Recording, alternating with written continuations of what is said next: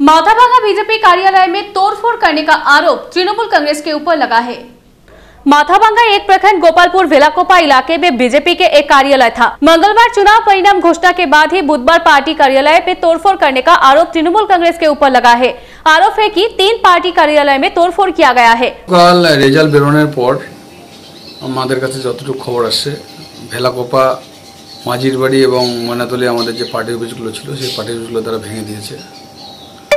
তো আমরা গণতন্ত্রে বিশ্বাসী, আমরা চাই না এলাকায় উত্তেজনা ছড়াক। মানুষ ভোট দিয়েছে, জনগণ ভোট দিয়েছে, সেটা আমরা অবশ্যই মাথা পেতে গ্রহণ করেছি, যেহেতু আমাদের প্রার্থী কুচবিহার হেরে গেছে। তার জন্য যে এরকম পার্টি অফিস ভাঙা এবং বিভিন্নভাবে বিজেপি কর্মীদের উপর হেনস্থা, এটা আমরা কখনো মেনে নিতে পারছি না যে এরকম করবে আর কি। तो আমরা সেটা প্রশাসনকে জানিয়েছি, এখন দেখি প্রশাসন কতটুকু পদক্ষেপ গ্রহণ করে।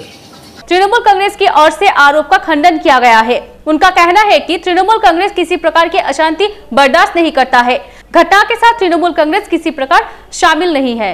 না, আমাদের দলের তো নির্দেশ ছিলই যে আমরা ফলাফলের আগেই আমরা শান্তি রক্ষার জন্য দলীয় বৈঠক করেছিলাম এবং আমরা বার্তা দিয়েছিলাম যে জয় পরাজয় যেই হোক নিশ্চয়ই 2 দলের মধ্যে এক দল জয়ী হবেই। তো পরবর্তীভাবে যাতে এলাকার শান্তি শৃঙ্খলা বজায় রাখা যায় তার জন্য আমরা নির্দেশ দিয়েছিলাম এবং বিকাল 4টার মধ্যে আমরা পুনরায় আবার বৈঠক করে আমাদের কর্মীদের সেই নির্দেশ দিয়েছিলাম।